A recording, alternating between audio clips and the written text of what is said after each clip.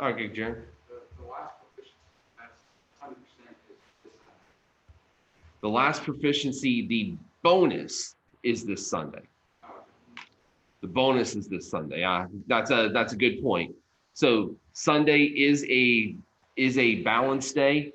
70% deadline for solubility, and the bonus deadline for equation balancing. There is no 70% deadline for equation balancing. Um, there's only the 100% deadline. So, um, or I should rephrase, the 100% deadline, I believe, is like the Sunday right before finals week. And then you have 2 days, Monday and Tuesday of finals week, to pass any proficiencies that you hadn't passed yet to be eligible to pass the final. And so on those 2 days, the equation balancing is 70%, but just for those 2 days. So pretty much you've got till the end of the term to get 100% on equation balancing.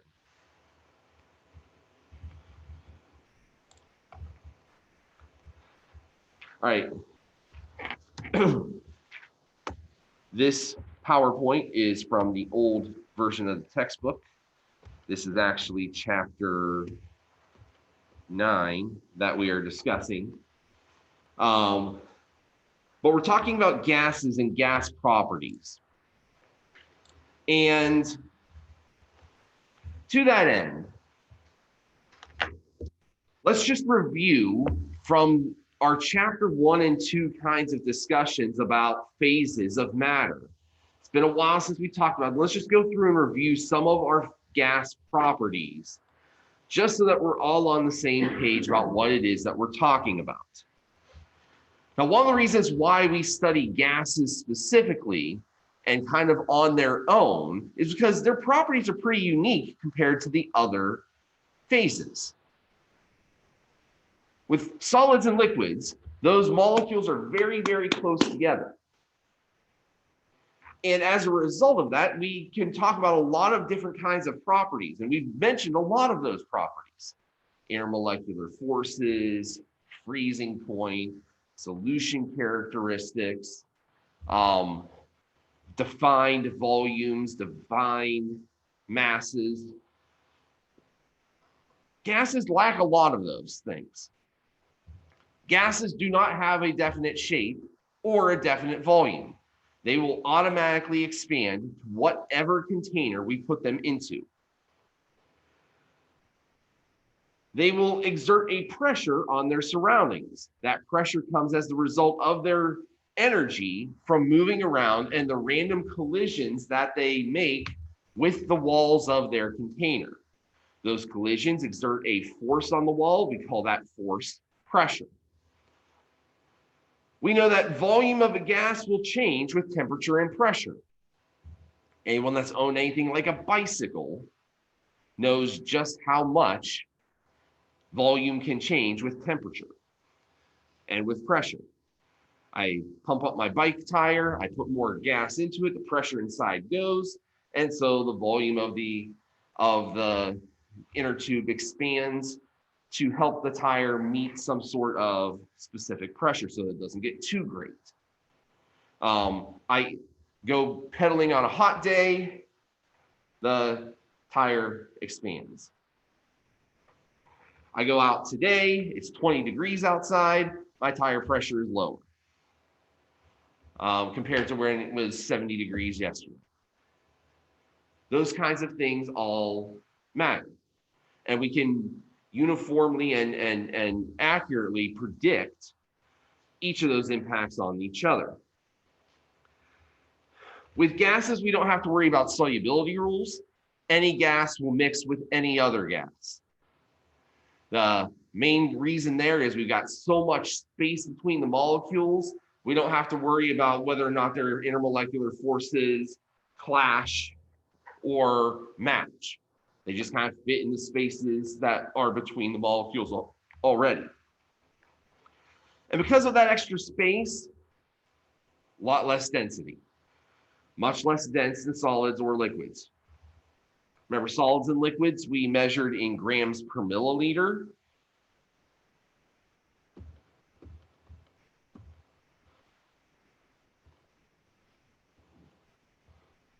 For gases, it's going to be grams per liter. Because of that extra volume, we're going to get considerably less density over that space. Now, when it comes to describing gases from a quantitative standpoint, we find that there are 4 parameters that we can use to describe those gases. And 3 of them we kind of already discussed. The 4th one we've known all along, just haven't really mentioned specifically. The 4 parameters are these: pressure, that is the force exerted by the gas on its container or on its surroundings. Right now, you have pressure being exerted on you because you are sitting in a solution of gases. That solution of gases is primarily composed of nitrogen and oxygen. But those molecules are colliding into you and exerting a force on you. We call that force atmospheric pressure. Gases can also be described in terms of their volume, how much space they take up. In this rather large room, we could measure its volume. It'd be a little bit difficult given the unique construction of this particular room, but we could do it. Temperature. Temperature, again, the average kinetic energy of the particles. Well, the temperature is going to have an impact on what we can describe about the gas, because obviously at a higher temperature, they're going to have more kinetic energy, and at a lower temperature, they're going to have less kinetic energy. And then finally, the number of moles, N. How many gas particles are in the sample? Obviously, the more particles that we have, the more we're going to see some of these other properties kind of manifest themselves. If I have more particles in the air, I would expect that they would have a greater pressure overall. I'm going to have more molecules colliding with me. They're going to exert more force on me, which means they're going to have a greater pressure. Now, all 4 of these parameters are interrelated. If one changes, usually others will change along with it. And so the way that we can describe and explain those interrelated changes is through something known as the kinetic molecular theory. Now, the kinetic molecular theory is composed of several assumptions. And they are these. Kinetic molecular theory assumes these 5 things. That first, gas molecules are small. And if we compare the size of a gas molecule to the size of the container that it's in, what we will find is that basically the gas molecule has essentially no volume. Even if I took together all of the gas molecules in this room, put them all into a compact ball, and measured its volume, again, relative to the size of the room, it would be next to nothing. So one of the assumptions that we make is that volume of the container is the best way to describe the volume of the gas. We don't need to account for the individual space that the particles themselves take up. If I'm describing the volume of a gas, I can describe the volume of its container and have essentially the same number, or at least a really, really good estimate.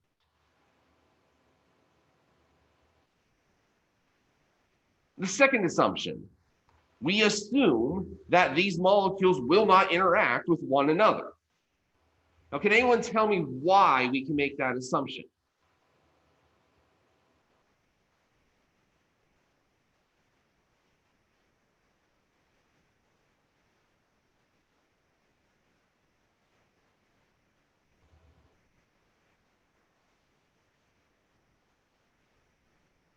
Okay, We are sitting in a perfectly social distance classroom right now.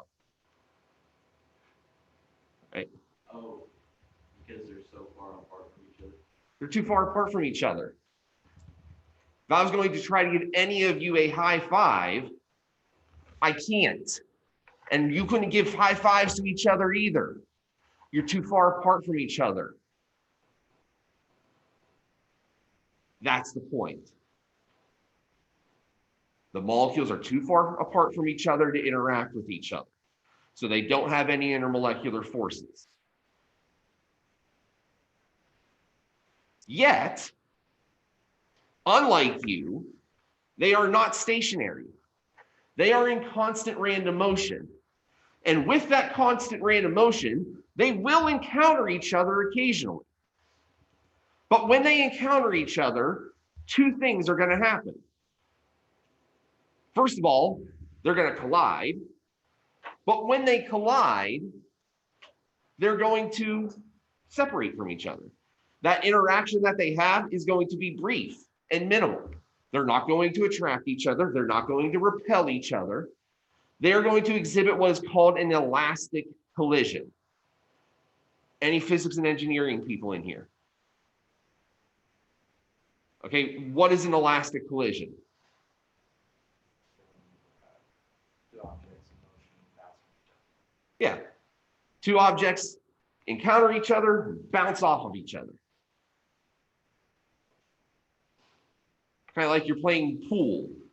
You smack that ball and it hits into another ball, and if you smacked it with enough energy, the two balls just kind of separate from each other. They don't travel together. They don't move around with each other. They hit each other and boom, they separate. And then finally, we can assume that they have an average kinetic energy that is proportional to their absolute temperature. Now, this was the case for any kind of substance. We talked about this very postulate, this very idea with liquids and with solids as well. When we increase the temperature, we increase the kinetic energy. The only difference is that in solids and liquids, all that meant was that they moved a little bit faster in their current location. They didn't move around a whole lot. Liquids got to move a little bit more, but solids mostly just vibrated more. So this is the kinetic molecular theory. And with this theory, we are going to tie together those four parameters that we can use to describe gases. We've already done some of that to some degree already. But when we get into the gas laws on Friday, we'll see to an even greater degree.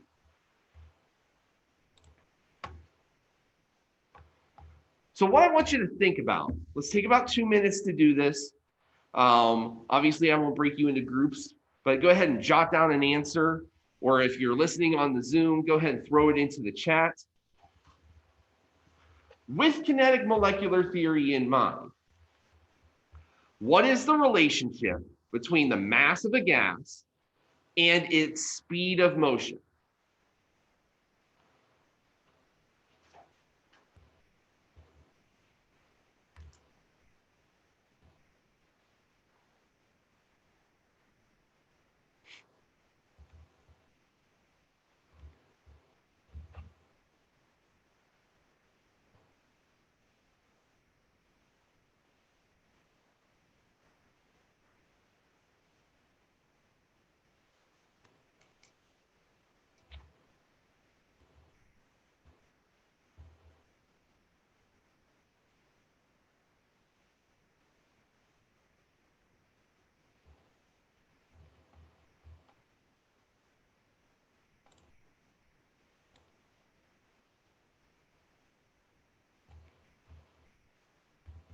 All right, we got a couple guesses coming in from the chat.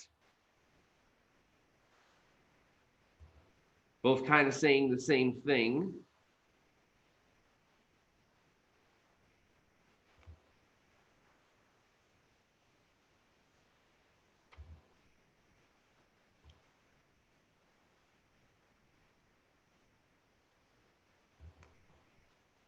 All right. Any differences of opinion here in the room? No. No, we're right. The two are inversely related. Goes back to that idea of those elastic collisions, that the momentum. In an elastic collision, momentum is conserved. Now, momentum, for those of you who are not in physics, momentum is mass times velocity. So if momentum is conserved, the mass times velocity has to be conserved as well, which means if I have a higher mass, I'm going to have a lower velocity to counterbalance it. And if I have a low mass, I'll have a higher velocity to counterbalance it. Now, graphically speaking,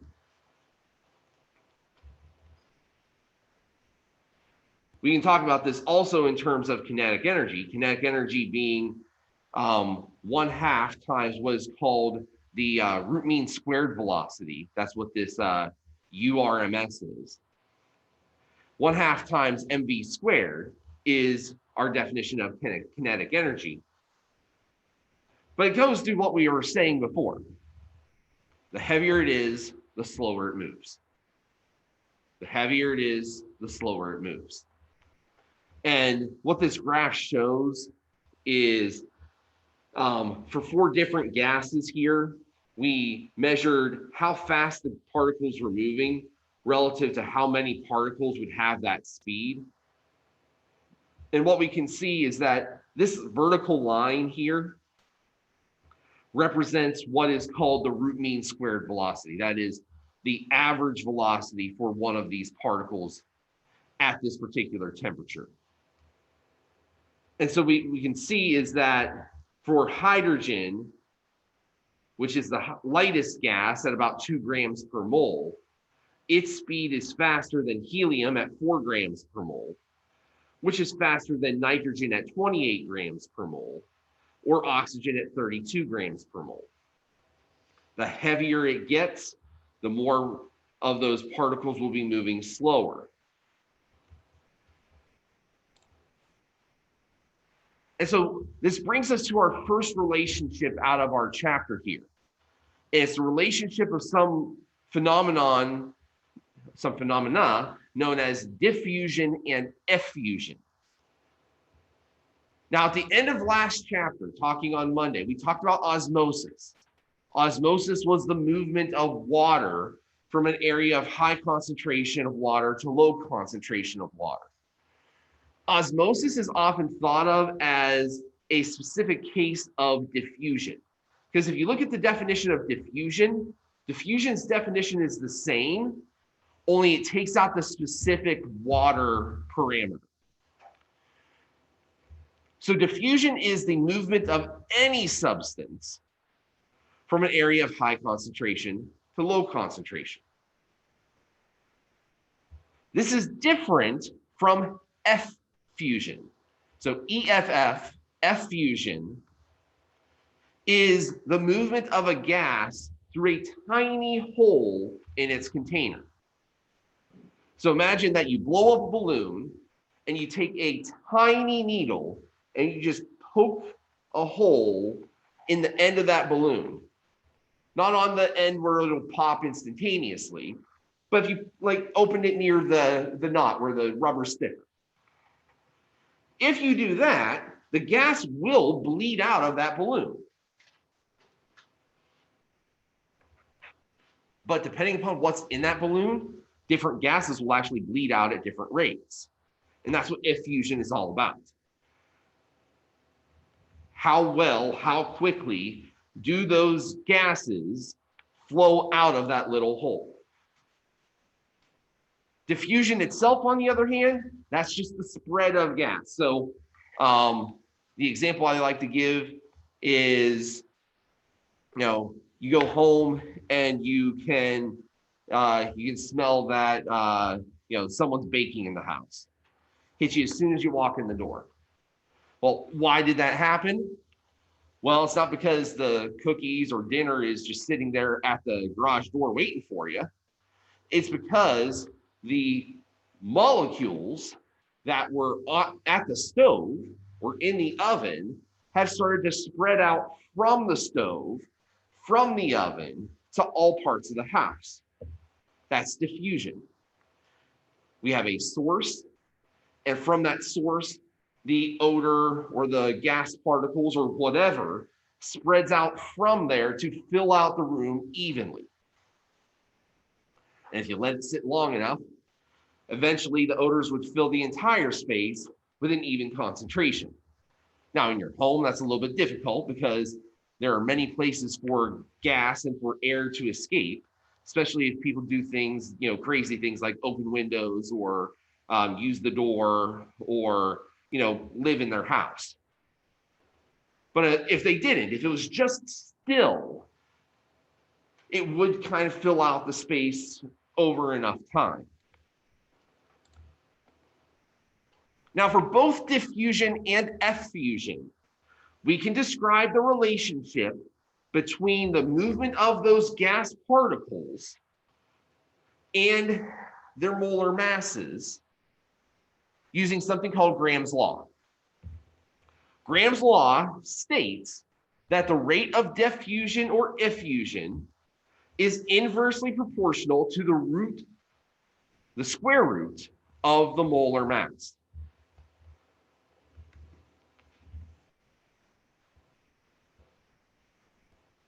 And so there are two different ways that we can describe this.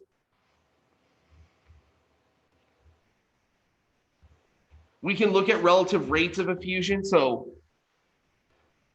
I could compare a ratio of times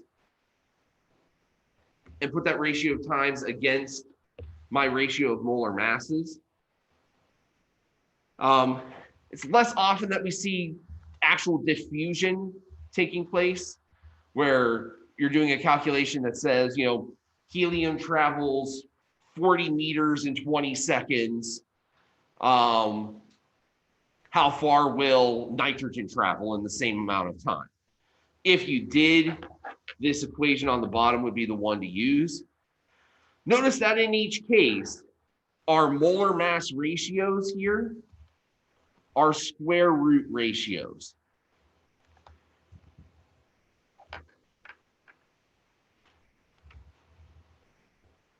So I take the molar mass of the one object, compare it to the molar mass of the other object, and then I take the square root of that division.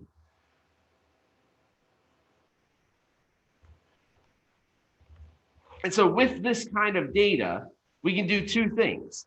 First of all, we can predict how fast or how slow an object will diffuse or effuse.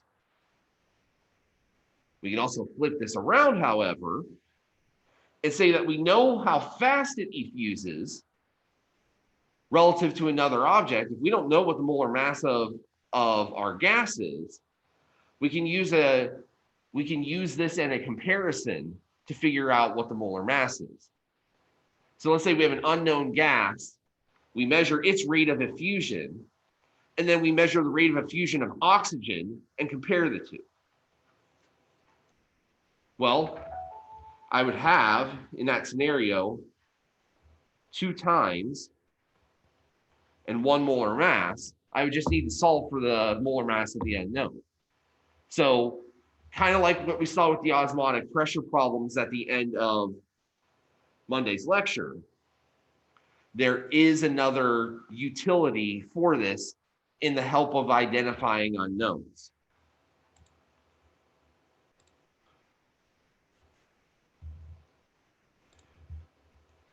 In a more simple case, we can do this kind of thing as well.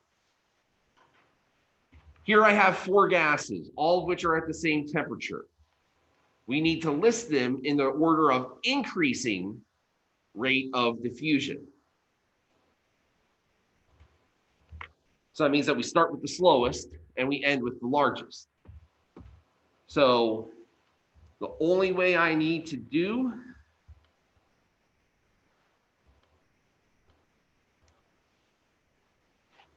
I need to find the molar masses of each of these, and then I can rank them based upon their molar masses, since the molar mass and the speed of diffusion would be inversely related. I don't actually have to do any calculations of how fast one is going to move compared to the other. I just need to rank them. So helium, molar mass 4.00. Krypton, molar mass 83.80. Nitrogen monoxide, 14.01 plus 16 is 30.01. Oxygen, 16 times 2 is 32.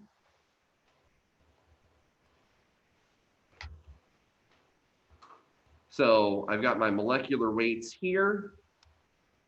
I've got my rankings here then. Helium would be the fastest, then the nitrogen monoxide, then the oxygen, then the krypton.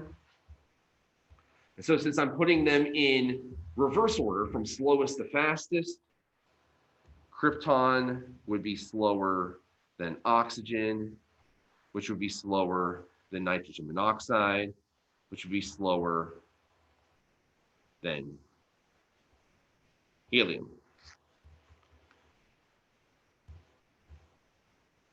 That would be my rank and file there.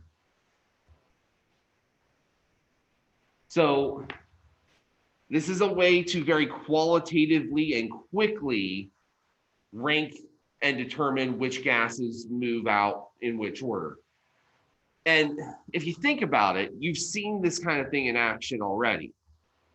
How many of you have ever bought a helium balloon for like a birthday or some other purpose? What happens to that helium balloon after a couple of days? It starts to get warped, and then eventually it starts to sink. It falls to the ground. Well, why is that? It is effusion. What else does it also tell you? Because does the balloon actually ever go completely flat? No. So what it's telling you is when you inflate that balloon with the helium, there's some air that's getting in there as well. And so as the helium effuses out of the balloon, because those things are never tied up super tight, and even if they were, they'd still, a balloon is not a perfectly airtight container. There are microscopic holes all over it. But the helium, because it is small, will effuse out quickly, leaving behind the carbon dioxide, the nitrogen, the other gases that are still left over in the balloon. And so at first it looks kind of paunchy, where the helium has started to escape, but we still have some helium in there. It just kind of looks like it's deflated a little bit. And then over time, as the helium starts to escape and those heavier gases with their higher density take over, the helium no longer can drive it up. It falls to the ground. That's effusion. All that is happening there is that the helium is escaping through those tiny holes in the balloon. And it's happening really without any kind of warning, because a balloon, whether it is a foil balloon or a rubber balloon, is not a perfectly airtight container.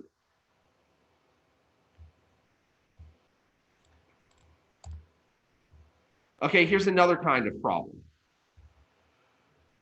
This is one of those unknown kinds of problems. Calculate the molar mass of a gas if equal volumes of oxygen gas and an unknown gas take 3.25 and 4.60 minutes respectively to effuse through a small hole at a constant temperature and pressure.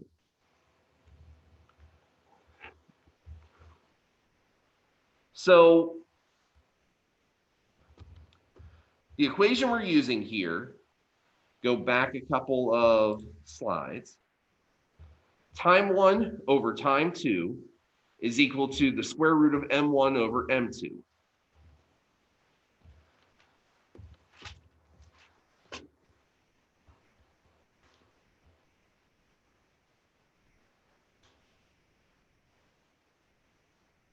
Now, with these kinds of problems, there are multiple ways that you can attack it. The thing we're going to run into regardless is we're going to have to get rid of that square root somehow, since our variable is tucked underneath that square root. So there are multiple approaches that you can take. For the purposes of this, we are going to make oxygen R1 and our unknown 2, just so that we keep the numbers straight.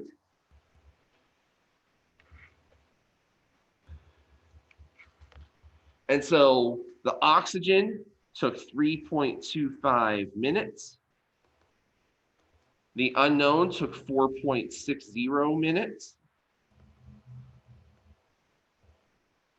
Oxygen's molar mass is 32 grams per mole. And we do not know what the molar mass for the second one is.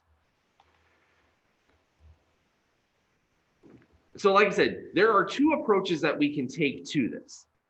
The first approach would be to take that square root, apply our square root rule, and separate the numerator and the denominator by applying the square root individually to each.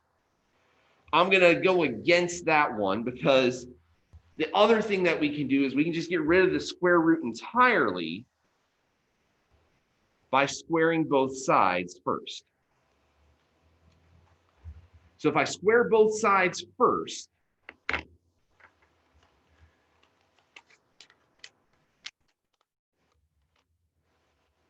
what that's going to do is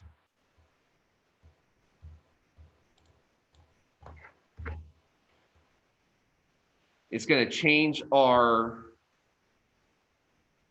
equation, 3.25 minutes over 4.60 minutes, quantity squared, is equal to 32.00 grams per mole over the M2.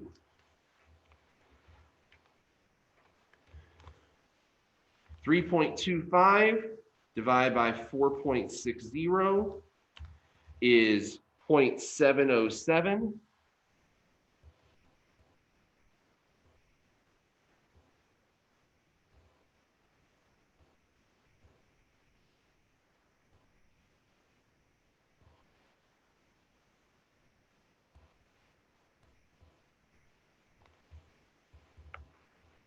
.707 squared is 0.499.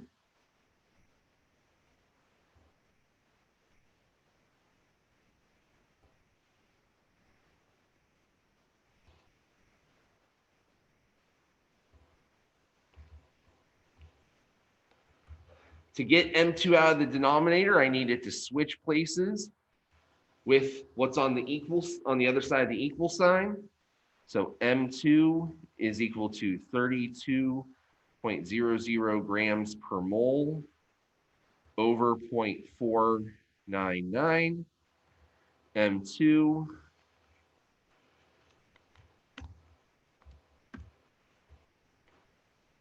is going to be equal to 64.1 grams per mole.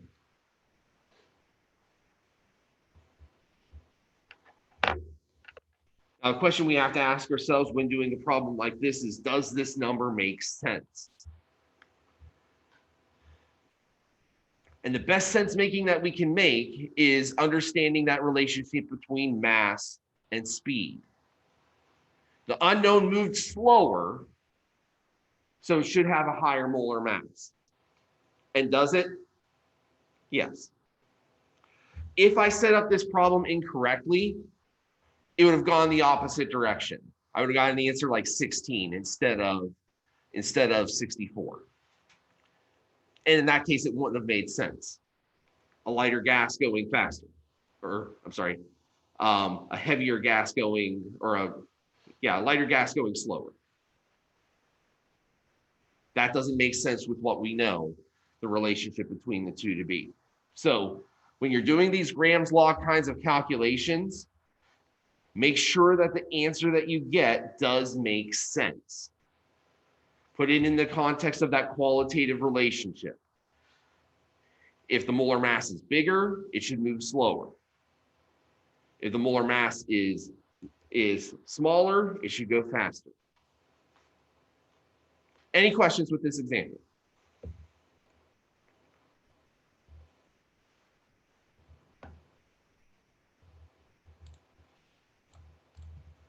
All right, so with our remaining time today, let's take a couple of minutes and set up our discussion of gas laws for Friday.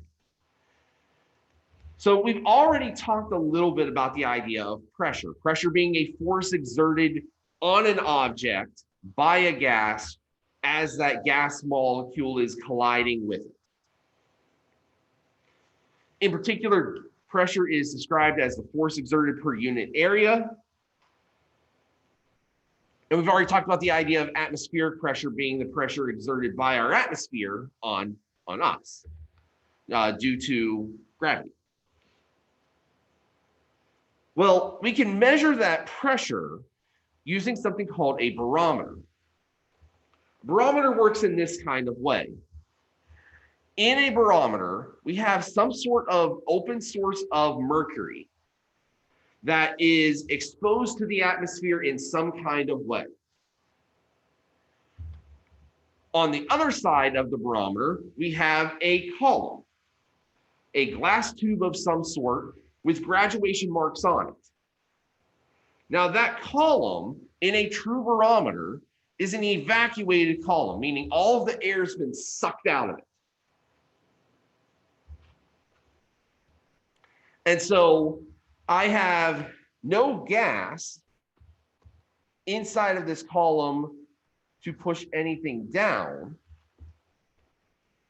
All that I have is the pressure on the outside pushing down on the mercury. And since the tube is in the mercury is going to respond to that pressure by climbing up the tube. Now, why doesn't it climb all the way up the tube? Well, because even though there's no gas up here, there is still a force acting on the mercury going up the column. And the force that is acting on the mercury as it goes up on the column is gravity.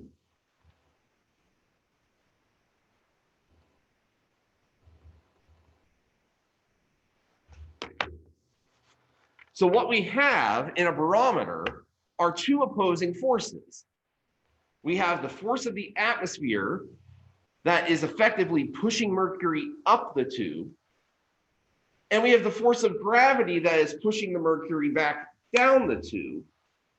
And at some point, those two forces balance each other out. And when they balance each other out, the mercury column stops moving. And we can measure that particular pressure.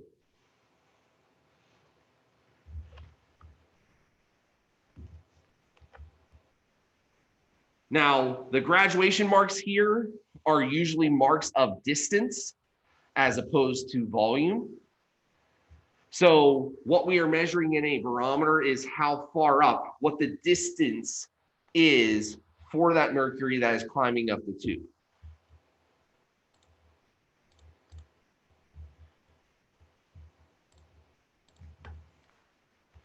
And we define that distance for a normal atmosphere of pressure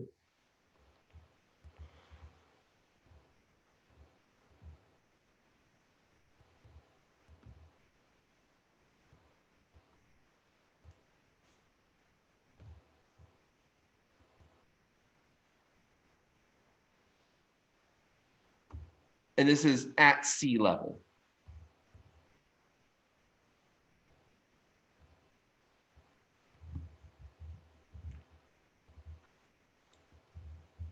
So 1 atmosphere is considered normal pressure at sea level.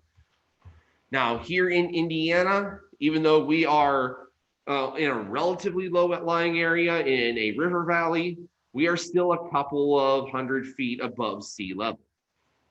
So Normal atmospheric pressure here isn't quite the 29.92 inches of mercury. It's usually a little bit lower.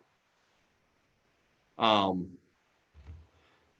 of pressure units to point out to you here. The metric version of the barometer uses millimeters of mercury as its standard. If you go to any laboratory, that is what you'll usually find as the measured standard. In some parts of the world, the millimeter of mercury is referred to as the torr. I think I mentioned this in my last lecture. The torr is named after Evangelista Torricelli, who is one of the primary scientists that is credited with inventing the barometer. Other units of interest, PSI. PSI is commonly used here in the United States for pressure units of gas, in particular for things that like gas tanks, or car tires, bicycle tires, anything that you have to inflate with a needle. PSI is usually what is used for that. In physics, pascals are the more common unit. However, one note about pascals, they are incredibly small. They are very small pressure units. In fact, normal atmospheric pressure has just over 101,000 pascals in it. So we don't tend to use pascals or even kilopascals very much in our scientific workings, at least not in any of our chemistry labs. For that reason, the unit is just too small for us to really appreciate. One that is gaining some traction is the bar. Bars are very close to atmospheres. You can see that bars are actually related to kilopascals. There are 100 kilopascals in a bar. And the reason for that particular popularity is just kind of a tying together of a unit that is close to atmospheres, but still uses the SI kind of system. It's another way of phrasing things. But all of these units are all equivalent to each other, and so we can interconvert between any of them very easily. One last note before we call it quits for the day. A barometer is not the only way to measure the gas pressure of a system. There is a tool in a laboratory known as a manometer. Manometer works on a similar kind of idea as a barometer. The only difference is that instead of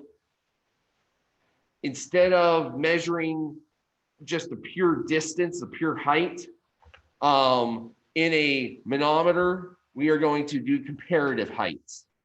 So in an open system, we're going to use the atmospheric pressure against the pressure of the gas in the system to figure out what its pressure is. If the atmospheric pressure pushes the mercury up the tube, then we know that the pressure inside of the tank is less than the atmospheric pressure, and we can measure how much less it is. So on Friday, we're going to start putting together some concepts, some of those parameters from a quantitative standpoint, which we call gas laws. And so that'll be the primary focus of Friday's lecture. Have a good afternoon.